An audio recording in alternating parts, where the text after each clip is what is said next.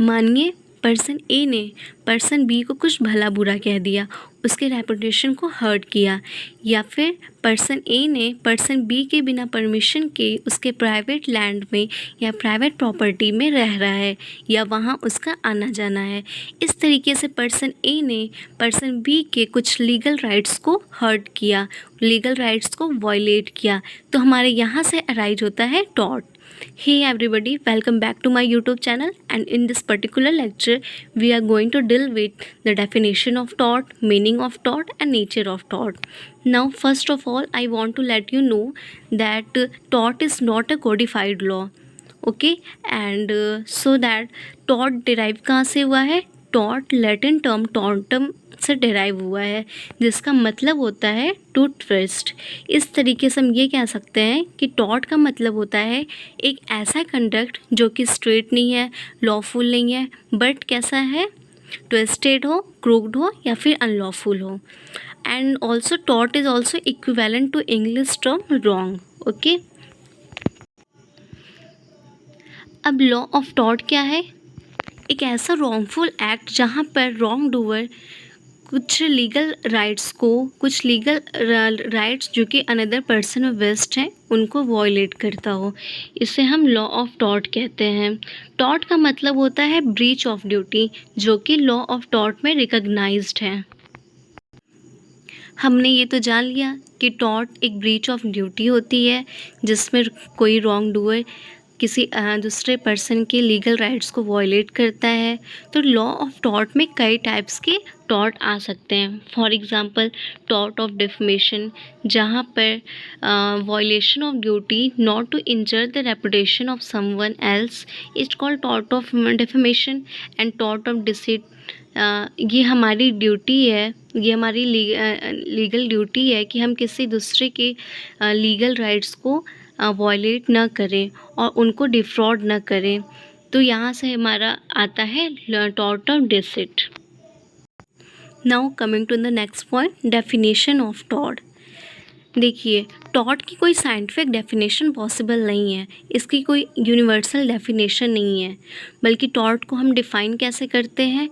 Tort को हम define करते हैं टॉर्ट के कुछ एलिमेंट्स बता के और उसको किसी पर्टिकुलर चीज़ों से उसको डिफ्रेंशिएट करके। जैसे हम अगर हमें नेचर पता करना है टॉर्ट का, तो हम क्राइम और टॉर्ट में डिफरेंस पता करेंगे। पहले हम टॉर्ट और कॉन्ट्रैक्ट में डिफरेंस बताएंगे। इस तरीके से हमारा नेचर पता चलता है।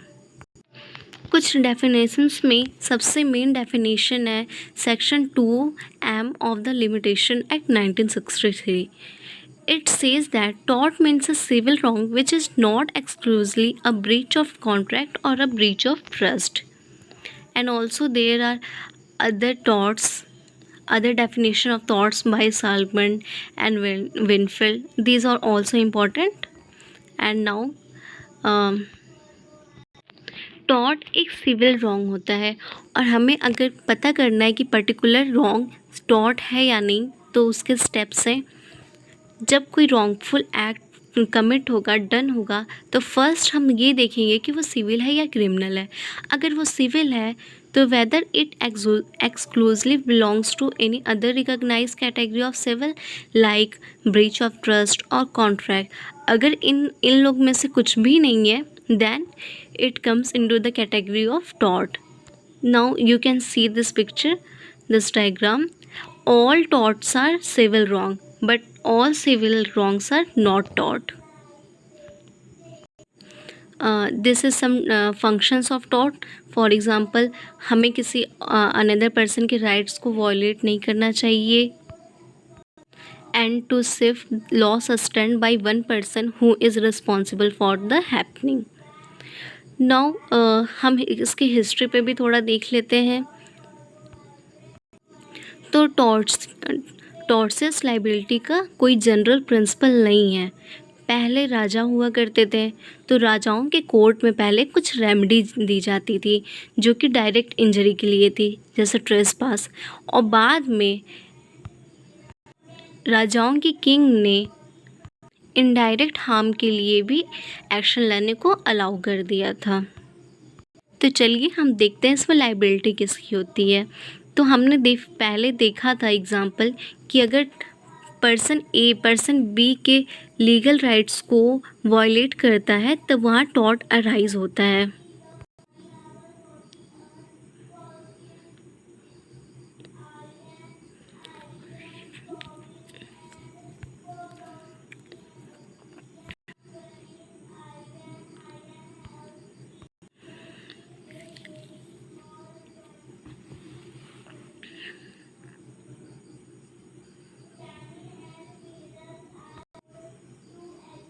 क्या आप जानते हैं अगर कोई पर्सन पर्टिकुलर किसी पर्सन का लीगल राइट्स को वायलेट किया हो या कोई रॉन्गफुल एक्ट डन किया हो तो ही सिर्फ वो नहीं लायबल होगा, बल्कि अगर वो किसी एक्ट को न भी किया हो तो भी वो लायबल हो सकता है।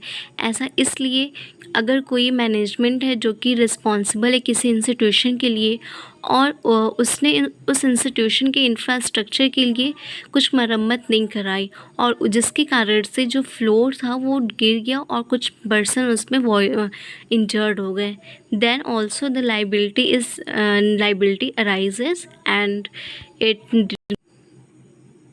It goes on the defendant.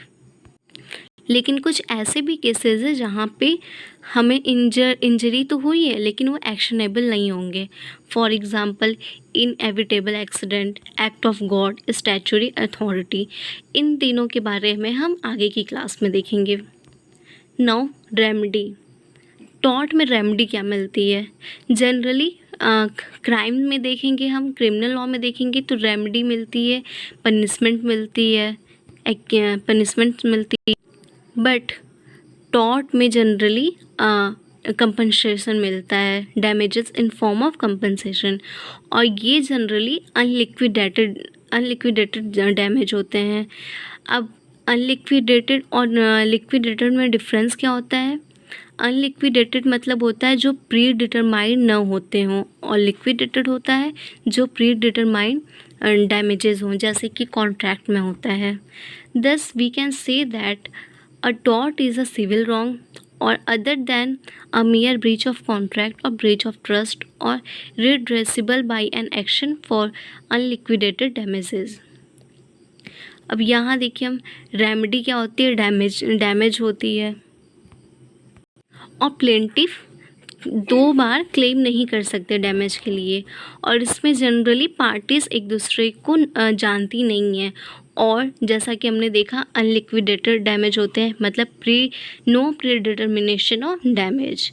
Now these are some questions related to this topic, and in the next series, next lecture we are going to deal with the nature of tort.